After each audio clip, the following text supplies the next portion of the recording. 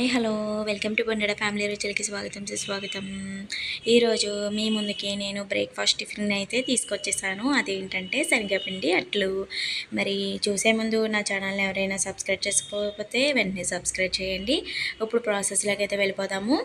శనగపిండి చల్లించేసి తీసుకొని అలాగే కొద్దిగా ఉల్లిపాయలు, అలాగే పచ్చిమిర్చి, జీలకర్ర, అలాగే తగినంత ఉప్పుని యాడ్ చేసుకొని మెత్తగా ఆడేసుకోవాలి. ఇలా ఆడేసుకుని ఇప్పుడు శనగపిండి జల్లించుకొని పక్కన పెట్టుకున్నాం కదా, ఆ శనగపిండి మిశ్రమంలోకి ఈ పేస్ట్ అనేది వేసేసుకోవాలండి.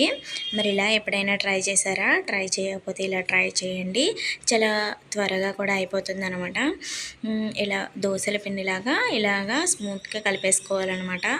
చూడండి, ఇలా ఒక పేనం తీసుకొని దానిపైన ఆయిల్ అప్లై చేసి ఇప్పుడు దోశనైతే వేసుకుందాము. ఇలా చక్కగా ఎలా వేసినా వచ్చేస్తుందండి. అస్సలు ఎరగవు అట్లు, చాలా బాగా వస్తాయి అట్లు అనేవి. అలాగే ఎవరైనా ట్రై చేయకపోతే వెంటనే ట్రై చేయండి, చాలా బాగుంటుంది. అలాగే ఈ వీడియో నచ్చితే చిన్న లైక్ చేయండి. అందరూ చూస్తున్నారు కానీ లైక్ చేయట్లేదు, షేర్ చేయట్లేదు. చాలా క్రిస్పీగా కూడా ఉంటాయి అన్నమాట అట్లు. వెనక ముందు ఇలా కాల్చేసుకొని చక్కగా ప్లేట్లోకి తీసేసుకోవాలండి. అలాగే మిగతా అట్లు కూడా సేమ్ అలానే వేసేసుకోవాలన్నమాట. చూడండి ఎంత బాగుందో చూడండి, చక్కగా ఉంది కదా. బయట కూడా మనం ఇలాంటివే కొనుక్కునే కదా తింటాము. అదేదో మన ఇంట్లోనే చేసుకోవడంతో మనకి చాలా తృప్తిగా ఉంటుంది. అది మనం చేస్తే ఇంకా తృప్తిగా ఉంటుంది కదండి.